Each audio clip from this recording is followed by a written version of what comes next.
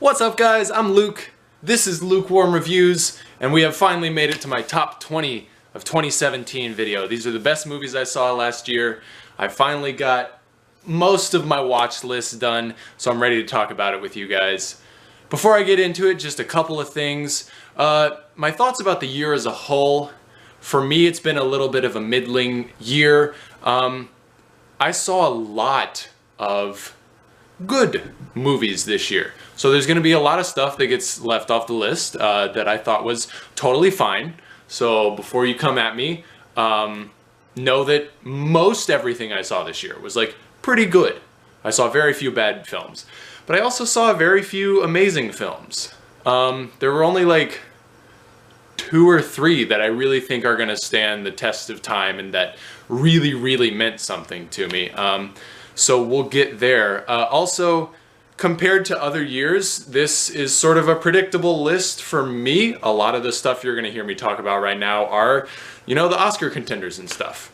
But, you know, they were good, so I guess good for the Oscars. There's going to be a couple little Easter eggs in this list, but we'll get to it. Also, I'm going to talk a lot more right now about the films that I don't already have individual videos for. So whenever I get to a film that I've already recorded the video for, I'm just going to be like, there's a brief summation of my thoughts, but go check out the video. Also, this is going to be spoiler free, so watch it without fear. So yeah, without further ado, let's get into it. First, really quick, these are the films that I haven't seen yet. I'm going to throw a couple just that are left on my watch list, so before you watch this and are like, where's this movie? I love this movie and it wasn't on your list. If I say it here, I haven't seen it yet. I haven't seen On the Beach at Night Alone, a really cool Korean film that I wanted to see. God's Own Country I didn't get to. Beach Rats, Lady Macbeth I didn't see. Happy End, the new Haneke film. I looked so hard for this movie. If you know where I can watch this movie, tell me. I really want to see it. Thor Ragnarok I never saw, but I want to. Mom and Dad, the new Nicolas Cage film. Raw I never got to see. Last Flag Flying. Loving Vincent, that looked really cool to me, but I never got around to it. And Stronger, just because I love Jake G and I heard it was good. So I haven't seen any of those. I'm also not going to do honorable mentions because that defeats the purpose of doing a top 20. So if you want to see my entire list, and like I said, see all of the films that I saw this year that were perfectly good, I'll include a link below to my Letterboxd page. That's where I write reviews for all the movies that I see, new and old, and I kept a list this year of every film that I saw, and they're all there in order. So, without further ado, my top 20. Here we go. We'll start at number 20. It's going to be Creep 2. I'm surprised to see a sequel on this list, but I loved the first Creep so much. Patrick Brice is such an interesting, compelling young filmmaker, and I know he is interested in making Creep into a trilogy. I would be totally down because I love this film, I love the way it ends, and I love where he's taking Mark Duplass's character. It's really fascinating. I usually don't go for found footage horror stuff, but I absolutely love this movie. It was really funny. Moving on, number 19. Another sequel, guys. It's Paddington 2. This movie, like, I know kind of got a lot of buzz because it broke records on Rotten Tomatoes for like, it has 100% and it's gotten more reviews than any other film for 100%. But yeah, it was really cool, really funny. A lot of just like classic slapsticky tropes, and also just a real feel-good piece. Not much to complain about. Paddington 2. My number 18 is Guardians of the Galaxy 2. I've never said this list out loud before, so I'm just now realizing that my first 3 are all sequels. Guardians of the Galaxy Volume 2. I love these films. I'm not like crazy about superhero movies, which I think is one of the reasons that these stand out so much to me. I also just legitimately really liked this one. I think Chris Pratt gives a really surprisingly good performance, and I laughed a lot, and I think it's great. My number 17 is The Square. I have a video about this one. You should go check it out. This was a really cool film. Gave me a lot to think about. Loved it. And my number 16 is going to be To the Bone. I'm going to say some quick things about this one. I liked this movie a lot. I know a lot of people didn't. I included some of the actresses on my previous list. I want to emphasize that I understand that this movie is troubling for a lot of viewers. It has some triggering content if you suffer from eating disorders, but it also has a trigger warning at the beginning of the film. It is made by a whole team of people who suffer from eating disorders, and I think is made with really, really good intent. The reason that I didn't have a problem with this type of really brutal imagery, I think, is best understood in comparison to another film I saw this year, Detroit by Kathryn Bigelow. Detroit was okay, I was lukewarm about it, but one of the problems I had with it was that it was so gratuitous in the violence that it depicts against black people, because I think that our media has been saturated with that content for so many years. To the Bone, I think, brings up something that I personally, and a lot of people that I know, don't know too much about. I know that there are forums on the internet where quote-unquote thinspiration and images of those kinds are widely spread, but in the grand scheme of things, those are kept sort of to the fringes in society, and I don't think that it is an issue that has been gratuitous, and I think that it's an issue that needs to be talked about, and I think that this film does so really, really well. The acting is really, really good, and yes, the romance subplot does not work. Do I wish it was cut out of the film completely? Yes, I do. But the film still did so much for me personally in my understanding of EDs and the way they work, and I think that more people should see it. I think it's really good. So, To the Bone. Moving on. Number 15 is Phantom Thread. I have a video about this one as well. Go check it out. I didn't lose my mind over this, but it's very pretty, very unique, cool little relationship that we get to see. Well done by Paul Thomas Anderson. My number 14 is a really, really awesome anime film called Night is Short, Walk On Girl. I just watched this today. This was my last movie I had to see before I got this video out, and I loved it. It's so unique, it's so weird, it's so like hectic and fast-paced, and the animation is incredible and very different. It's got a really cool script. It's a lot of fun. Go check it out. That's The Night is Short, Walk On Girl. My number 13, 3 Billboards Outside Ebbing, Missouri. I love Martin McDonagh, and this is just pretty standard McDonagh fare. I have a video about this one as well. It's a great movie about angry people, and somehow manages to dredge up the best out of the worst of us. My number 12 is going to be Tania. My favorite part of this movie was Margot Robbie's performance. I speak about that in my last video on my favorite performances. I also have a video about Tania. It's really, really good. Sheds a really cool new light on an old story. I loved it. Number 11, Lady Bird. This film was not as meaningful for me as I know it is for a lot of people, and that's fine. But I still was able to recognize how just incredibly well and earnestly made it was. Saoirse's performance is incredible. She clearly identifies with the script very well. Really, really great film from Greta Gerwig. My number 10, Blade Runner 2049. This film was incredibly beautiful. I think it's going to win cinematography, and I really hope it does, because Roger Deakins has deserved it for so many years. He's amazing.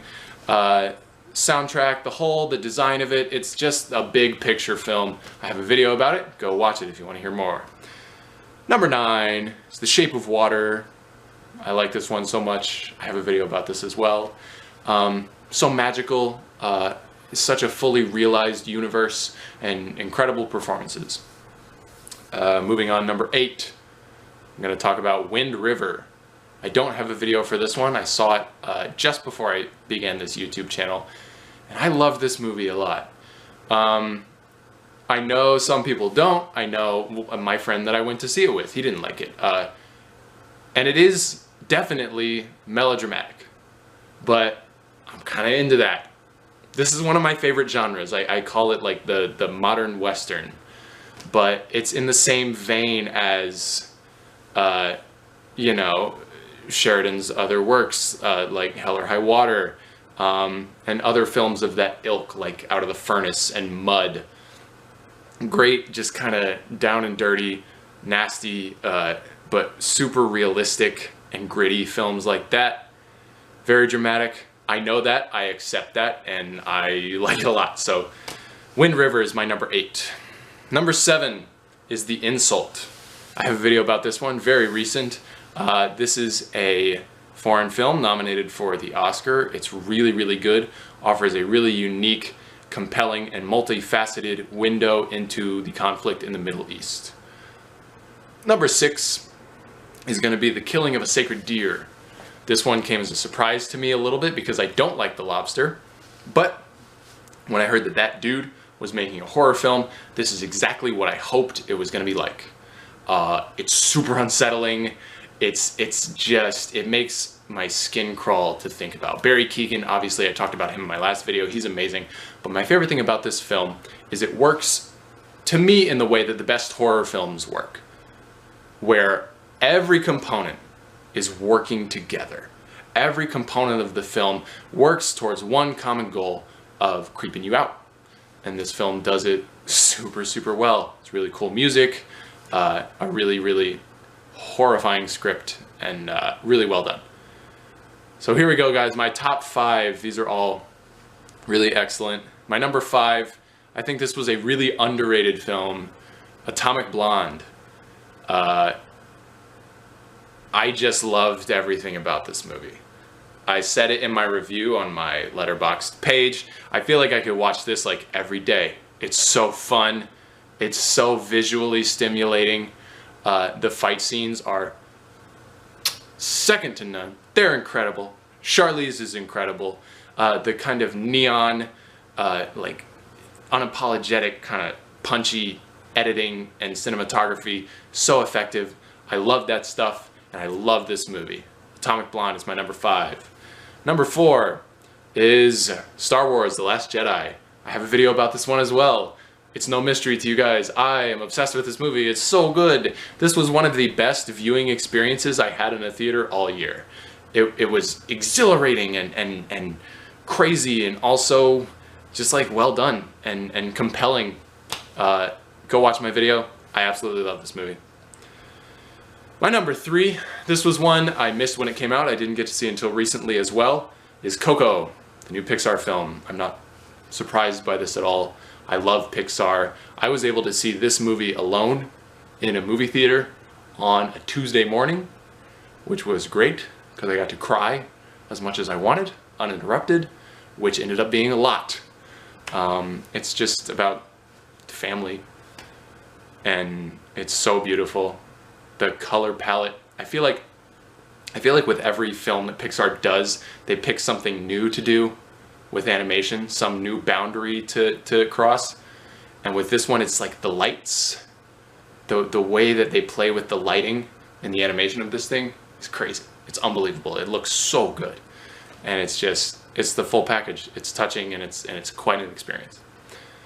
My number 2, so these top 2, guys, these are the ones that really, really got me, and that I feel like will be remembered well. My number 2 is Get Out. This was, I think, the first movie I saw this year, because I saw it like right when it came out, way back over a year ago, and it blew my mind. I still think about it like every other day. The images and the things that it brings up are just incredible. It's so well done. The acting is so good. It's so fucking scary.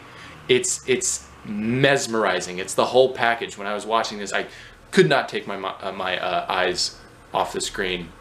And this is one that I will return to a lot, for sure, because there's so much to it, and it's so good. It's so good. So that's Get Out. And my number 1, this should be a surprise to no one. My favorite movie that I saw in 2017 was Call Me By Your Name. I have a video for this one. Go watch it if you want to. But this movie made me feel things in a way that none of the other films did. Also, I want to mention one thing, because I've been reading as much criticism about this film as I can. And some people have been saying that the relationship between Oliver and Elio is predatory in some ways, and I'm not gonna spoil anything, but to me that was a little bit the point. And that's almost, I feel like that's one of the reasons that Armie Hammer didn't make it onto my actors list, because of the feelings I had towards the character of Oliver. And I think that that is a different lesson than if it was just like, oh, a nice like romance and everything is lovely. But it's not that. That doesn't make it any less poignant and true. And that, for me, made the character of Elio a lot more tragic and beautiful. So yeah, I just wanted to address that briefly. But that's my number one, guys. That's Call Me By Your Name. So there you have it, my top 20. Let me know what you guys think. Is there anything that I overrated? Is there anything that you're surprised is not on here? Like I said, I'll include a link below to my whole list of everything I saw this year on my Letterboxd page. But let me know if there's anything I missed. What are your favorites? Give me your list. And I'll be back with one more video, guys. My last one is going to be my last one for the year of 2017. It's going to be just like my superlatives. I kind of do this every year. I don't use the same categories as the Oscars because I don't know anything about like sound editing and stuff. So I make up kind of my own categories, and I just have some fun with that. So there will be one more 2017 wrap-up video coming at you probably next week. Thanks for watching. Share, subscribe, and I'll see you soon. Bye, guys.